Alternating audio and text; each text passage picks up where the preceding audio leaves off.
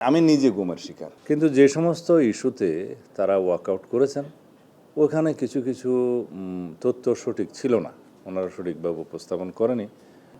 আমরা আজকে এখানে কয়েকটি বিষয়ে আপনাদের মনোযোগ আকর্ষণ করব। এক হচ্ছে, বেশ কয়েকবার জাতীয় সংসদের অধিবেশন থেকে অবশ্যই বিধি মোতাবেক বিরোধী দলীয় মাননীয় নেতা এবং অন্যান্য সদস্যগণ তারা ওয়াকআউট করেছেন বিভিন্ন ইস্যুতে। এটা পার্লামেন্টারি কালচার অনুসারে তারা করতেই পারেন বিধি মোতাবেক। কিন্তু যে সমস্ত ইস্যুতে তারা ওয়াকআউট করেছেন ওখানে কিছু কিছু তথ্য সঠিক ছিল না, ওনারা সঠিকভাবে উপস্থাপন করেনি। হয়তো তারা সরকারি দলের উপরে বিভিন্ন বিষয়ে দোষ চাপিয়েছেন বলা যায়। সেই বিষয়গুলো আমরা তাৎক্ষণিকভাবে যতটুকু অ্যাড্রেস করা দরকার পার্লামেন্টে সেইটুকুন আমরা অ্যাড্রেস করেছি। কিন্তু ওনারা যখন বাইরে এসে প্রেসের সাথে কথা বলেছেন তার মধ্যে অনেকগুলো বিষয়ে কথা বলেছেন যেগুলোর বিষয়ে আমাদের এখন বাইরে সেটার আমাদের জবাব দেওয়া প্রয়োজন।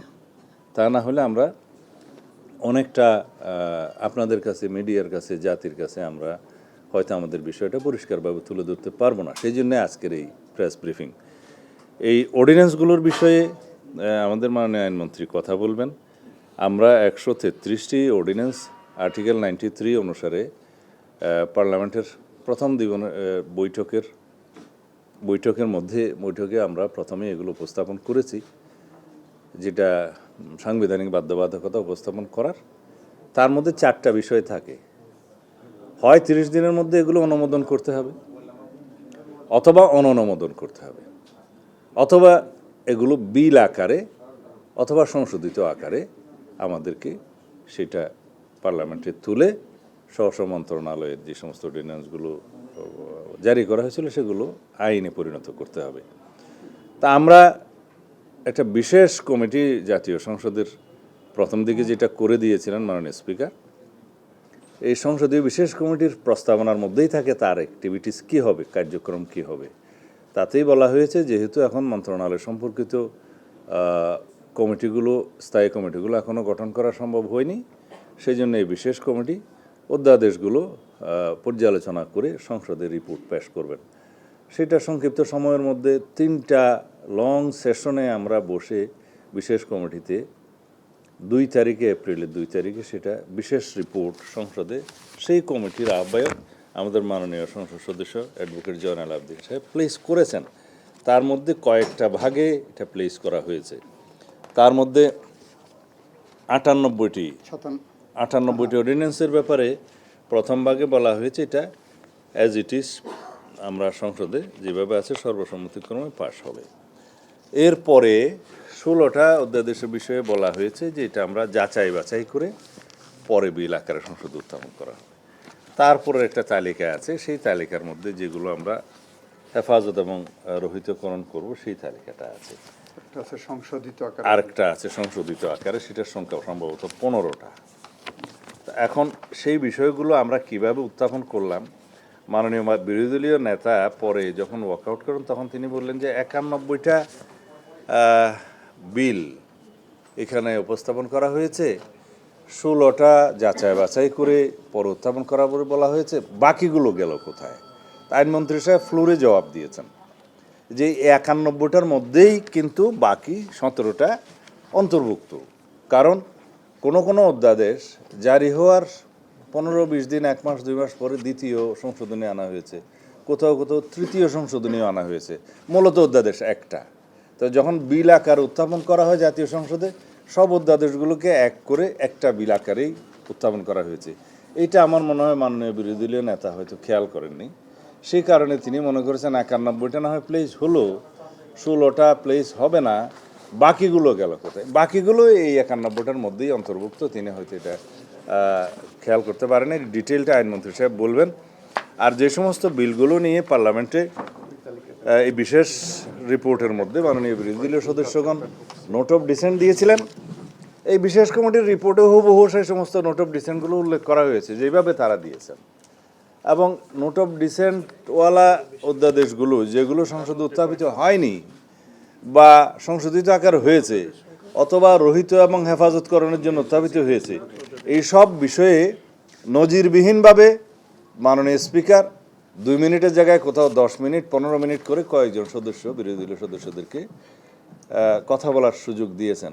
তারা দীর্ঘ লিখিত বক্তব্য পাঠ করেছে, আপনারা দেখেছেন, এবং এটাও কিন্তু নজিরবিহীন।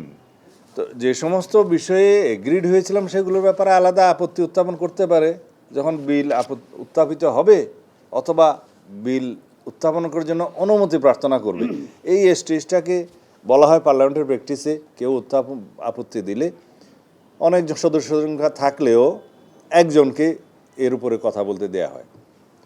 2-1টা বিলের ক্ষেত্রে আমি দেখেছি মাননীয় স্পিকার কয়েকজনকেও চান্স দিয়েছেন, সুযোগ দিয়েছেন। 2 মিনিটের জায়গায়, যেটা আগের ট্রেডিশন, 10 মিনিট 15 মিনিট করে দিয়েছেন। এবং সমস্ত বক্তব্যগুলো দেখা গেছে তারা বাইরে থেকে রেডি করে নিয়ে গেছে, which is good, I appreciate it, ready হয়ে যাওয়া ভালো। কিন্তু এটা রচনা আকারে তারা পাঠ করেছেন বিবৃতিগুলো।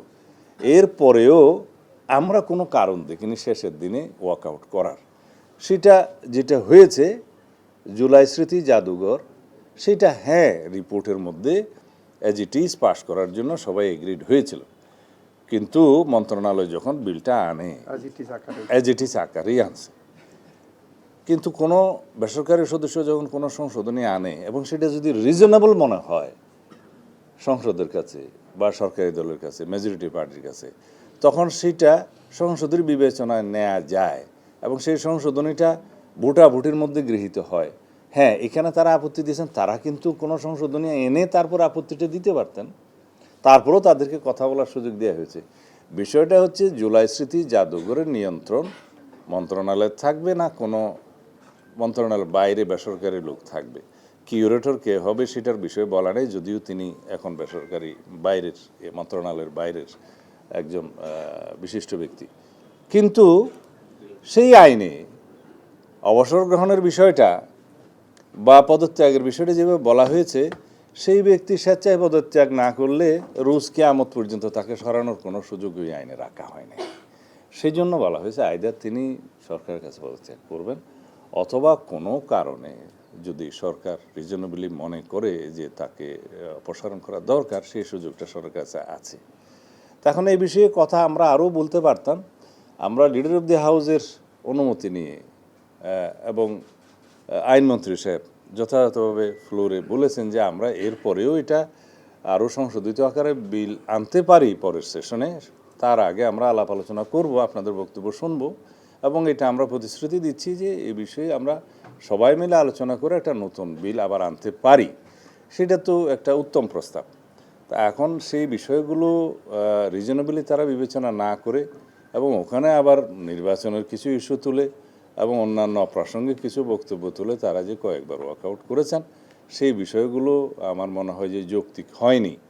আর কিছু কিছু বিষয়ে কোনো কোনো অধ্যাদেশের বিষয়ে তাদের বক্তব্য ছিল, তা আমরা বলেছি এগুলো আমরা যাচাই বাছাই করে, যেমন গুম অধ্যাদেশ, মানবাধিকার কমিশন অধ্যাদেশ, আর একটা কি বিষয় ছিল আইসিটিটা আসে নাই, আমরা বলেছি সব প্রসঙ্গক্রমে সুপ্রিম কোর্ট সচিবালয় এবং সুপ্রিম কোর্টের বিচারক নিয়োগ আইন, এগুলো স্টেক হোল্ডারদের সাথে আমরা ব্যাপক আলাপ আলোচনা করব, করে এটাকে আরও এনরিচ করে আমরা পরবর্তী সেশনে নিয়ে আসতে চাই এবং সবাইকে ইনক্লুড করে স্টেক হোল্ডারদের সাথে আলাপ আলোচনা করে তারপরে এই আইনগুলো যদি আরও সমৃদ্ধ করা হয়, সেটা তো জাতির জন্যই ভালো হবে।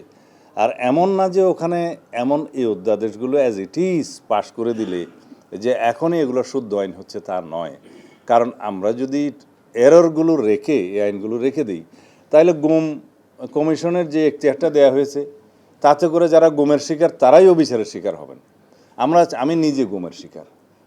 আমরা চাচ্ছি এই গুম কমিশনটা এমনভাবে আমরা করি যাতে তার ফাংশনটাও ঠিক থাকবে এবং গুমের শিকার যারা হবেন তারাও যেন এমন একটা আদালতে ন্যায় বিচার পায় যেটার এখতিয়ার, বর্তমান আইসিটি কোর্ট কিন্তু হাইকোর্ট ডিভিশনের এখতিয়ার সম্পন্ন একটা আদালত। এখন তারাও ওই আইনে যেটা সাজেস্ট করছে সেটা জয়েন্ট জাজ, অ্যাডিশনাল ডিস্ট্রিক্ট জাজ। আর তারও একটা বিষয় আছে, তদন্তের বিষয় আছে, মানবাধিকার কমিশন তদন্ত করবে। এখন আইসিটি কোর্টের যে প্রসিকিউশন টিম এবং তদন্ত সংস্থা, এইটার মানটা অনেক উঁচু এবং তার লজিস্টিক সাপোর্ট সব অনেক বেশি। যদি আমরা মানবাধিকার কমিশনের কাছে একটা তদন্তের জন্য দিই বা গুম কমিশনের কাছে একটা তদন্ত দিই, তো এইটা কিন্তু মাল্টিপ্লিসিটি অফ ইনভেস্টিগেশন এজেন্সিস হবে, বিভিন্ন রকমের রিপোর্ট আসবে। আসামিরা এখানে হ্যাঁ, benefit বা আসামের বেনিফিট হবে, সময় ক্ষেপণ হবে। এগুলো আমরা মাথায় রেখেই আমরা এই আইনগুলো করছি। কিন্তু ইন্টারিম গভর্নমেন্টের সময় আমি তাদেরকে দোষ দেব না। কেউ কেউ নিজেদের প্রোভাইড করার জন্য তাড়াহুড়ো করে এই মানবাধিকার কমিশন এবং গুম অধ্যাদেশ এগুলো করে ফেলেছে।